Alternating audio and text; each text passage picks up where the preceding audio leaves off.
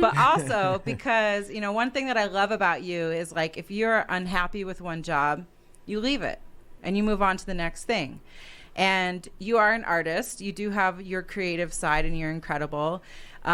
You just took on an apprenticeship with welding. Yeah. Okay. So like who does that? You're like, I'm going to kill it.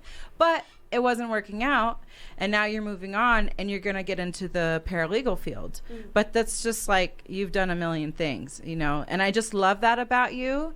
I think it's important in life to not be afraid to find what you're good at. You know what I mean? Like sometimes we like focus on one thing and we become successful at that. And then we are doing that for the next 40 years. But I feel like you just might always do everything. And I probably will always do a little bit of something. Yeah. Everything, I love that. So tell me like a little bit about just how your life has been with your jobs and like why you leave something and just how that's been for you, like how you've been changing these lanes, girl. So I'm a gypsy at heart. Like, yes. Wherever the wind takes me is just kind of how I choose to live.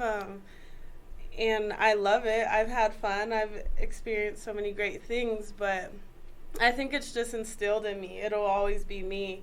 And because of that, like, I get to experience so many cool things. That's a really dope way to look at it. And I get to excel. Like, I've excelled in almost everything I've took on. You know what I mean? Whatever career path or job I've gotten into, I've always quickly been put in a position to be, like, the owner's right-hand man. I love that. And I've gone along and I've just picked up all these things to put in my toolbox to kind of set me up for what makes sense maybe in the long run, because I do need stability. I'm a mother now. I can't be a gypsy always. My daughter needs some stability, so I did do the apprenticeship, doing sheet metal work, doing welding. I was really good at it. I loved it. But I think it's great that now that like you probably could get a job in that field if you wanted to. I know 100% I could. Right. I know my contractor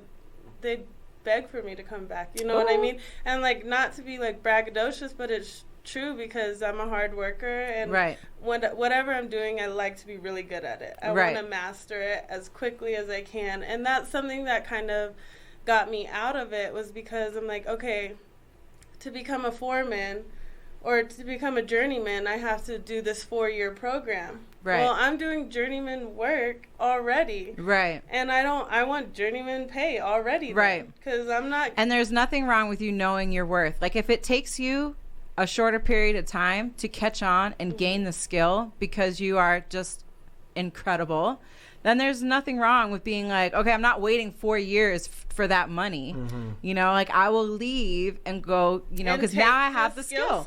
I have the skill. Yeah, I love that. And so, when I went to college, I started in criminal justice. And when I went to college, I wanted to run track. That's what I went to college for. Okay. I wasn't focused on going to school anymore. So I kind of, ventured off and I left college, but now I'm finding myself like, okay, I need some more stability. Being a paralegal, I could kind of work for myself, I can, and I think that's what I need. I've noticed that I could lead, I know the back end to run a business. I have great, people person skills, and I just think I'll be very successful in that. And it'll allow me to kind of be my own boss. And I love that. Have some amazing mentors in the process. So you're so dope. I love